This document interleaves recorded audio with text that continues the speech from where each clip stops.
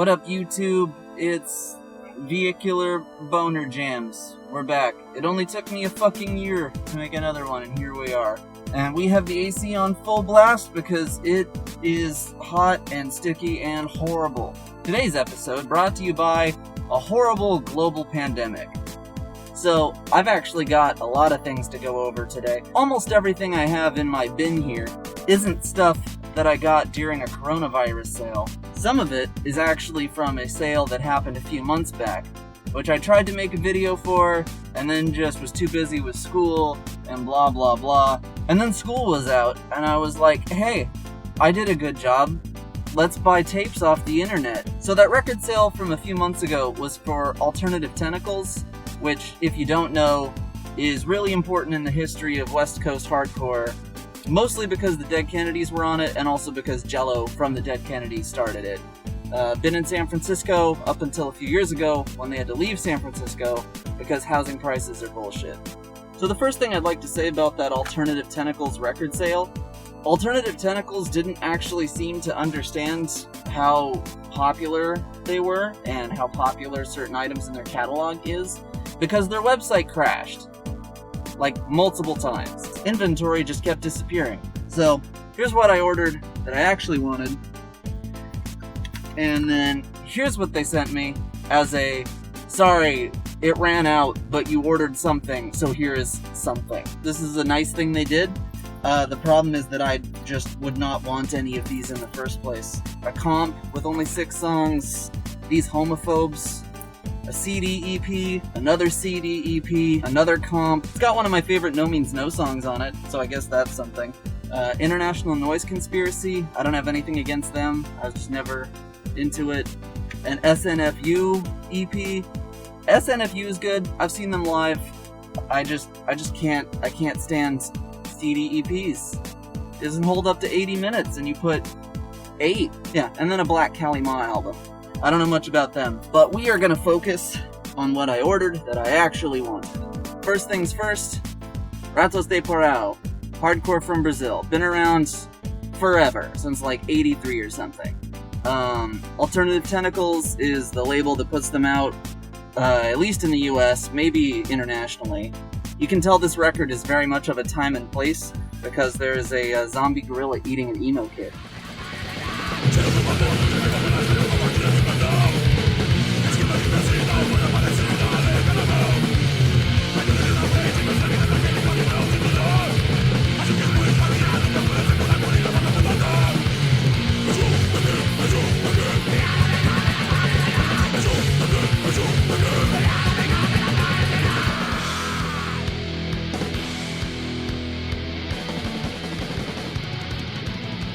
So if you thought that sounded cool, check out Ratos de Porão, and just any album from the last 20 years, because they all sound like that.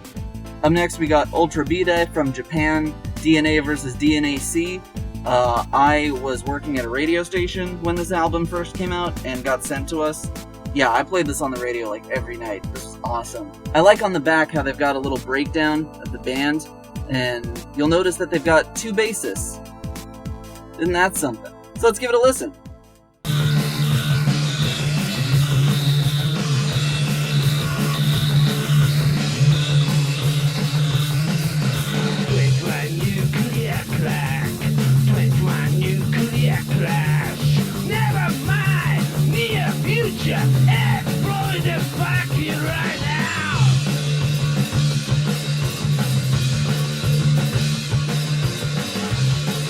Yeah, you get the idea.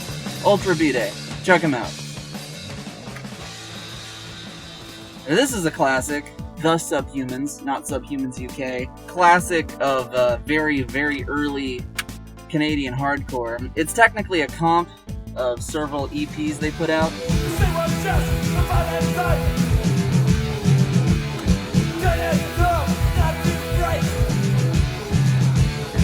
We don't care what you say. Fuck you!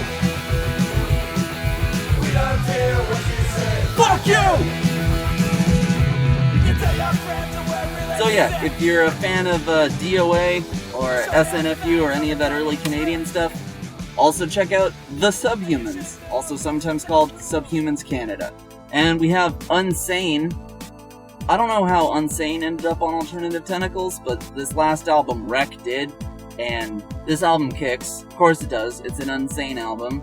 And every album sounds like you're about to be hit by a train.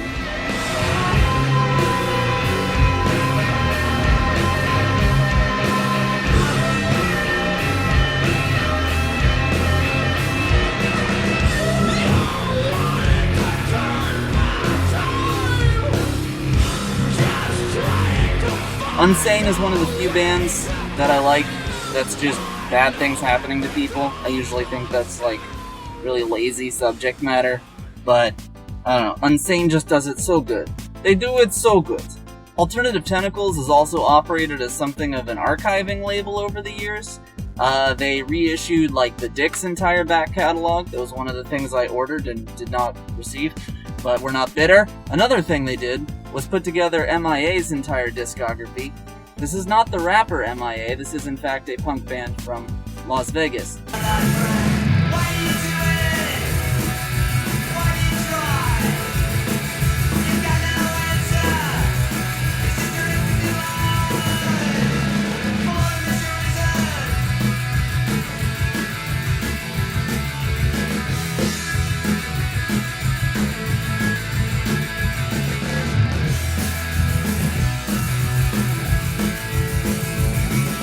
It's sort of a West Coast pre-pop punk, proto-pop punk sort of vibe.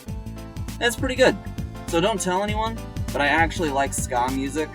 And one of my favorite ska bands, Citizen Fish, featuring most of the members of Subhumans. Not this Subhumans, but the other one, Subhumans UK. I guess they just got tired of being an anarcho band and wanted to be a ska band instead.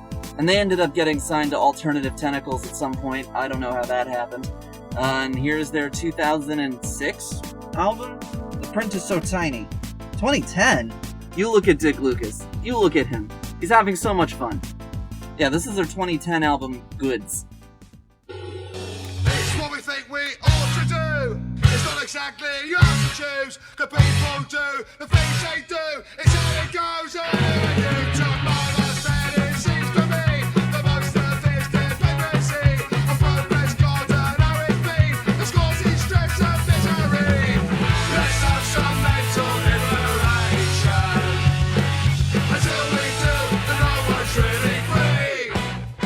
So if you want some ska that isn't just about, beer and being sad because of ladies, Citizen Fish.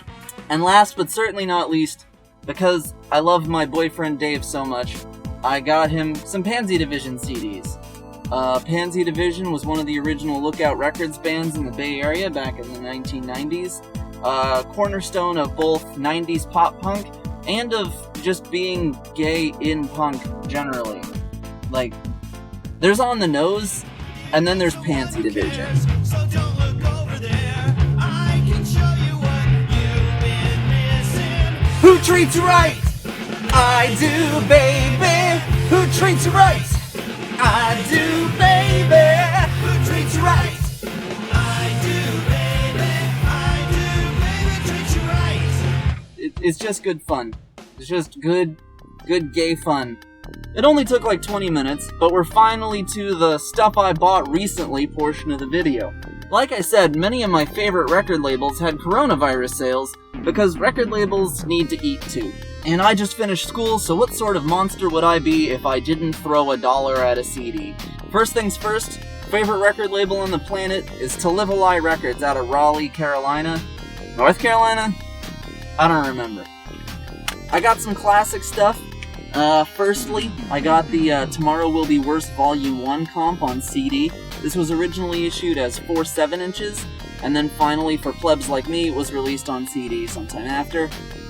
This is an old comp that was put out by Sound Pollution, which is the label that was run by Hell Nation back in the day being, there's no year on this. It's a classic power violence comp, and any power violence collection would be incomplete without it.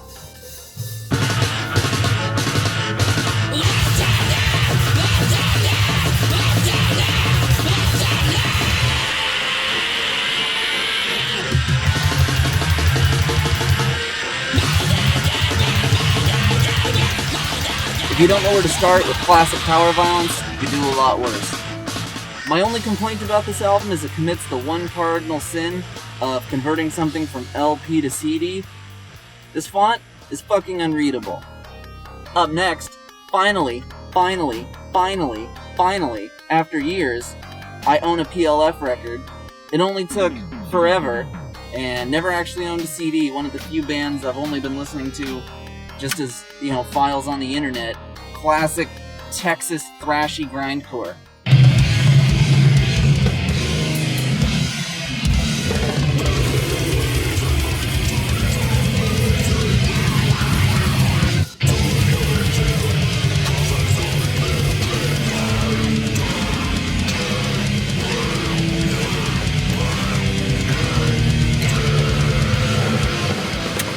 Yeah, PLF, Pretty Little Flower, out of Texas. Fucking love that shit. Next from To Live a Lie, we got Osk's complete discography. This album's weird because I see it for sale everywhere, like people just fucking can't get rid of it. And I got it because it was $1, and fuck it, why not? And it was actually really good, and I don't get why no one can sell these, because it was good. It sounds like this.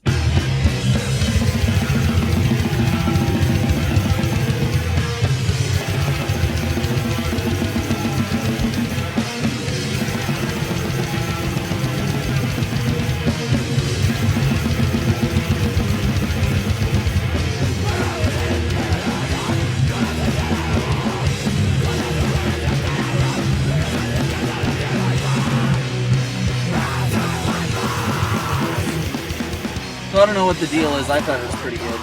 Fucking up next from To Live a Lie, we've got tapes, baby! We got tapes and fucking, there's 3. I got 3 tapes. This first one is actually a freebie, so thanks, Will, if you're watching. That's something really cool about indie labels, is that when they're really pushing a band, it's because they think the band's actually fucking good, and might just send you a free tape, because fuck you, you're listening to this awesome record. This is Joy's No Light Below. They're like a blackened hardcore type of deal. I don't know, they're the kind of band that would have album art like this, but it's on a gold tape, so that's pretty cool. And I actually thought it was pretty good.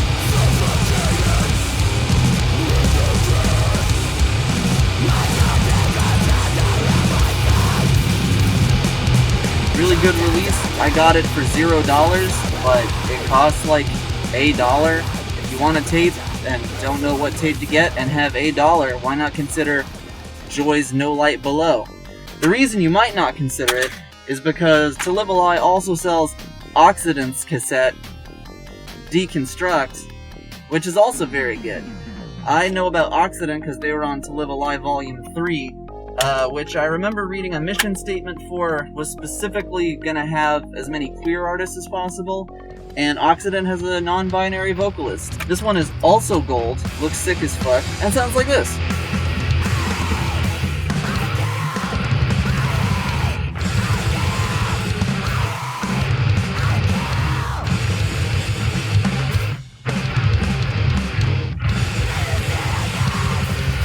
Pretty quick and dirty. The whole tape is probably like 15 minutes at most, but it kicks. And probably the coup de grace of my To Live a Lie order, Hummingbird of Death. Best thing Idaho's ever done. Fuck potatoes, fuck whatever goes on in Boise. Hummingbird of Death. Only thing Idaho's ever been good for. Plus it's orange. Isn't that cute? It's orange.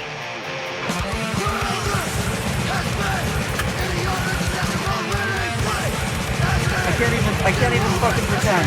It's so fast!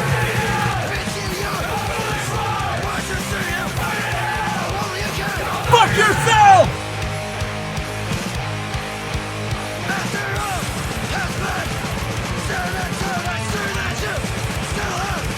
Ah! Yeah, I'd just really recommend Hummingbird of Death.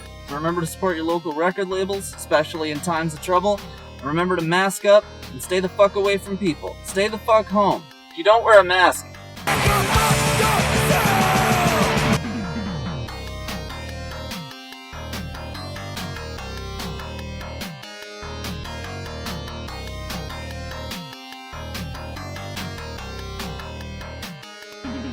landlord came by, so I had to stop rocking.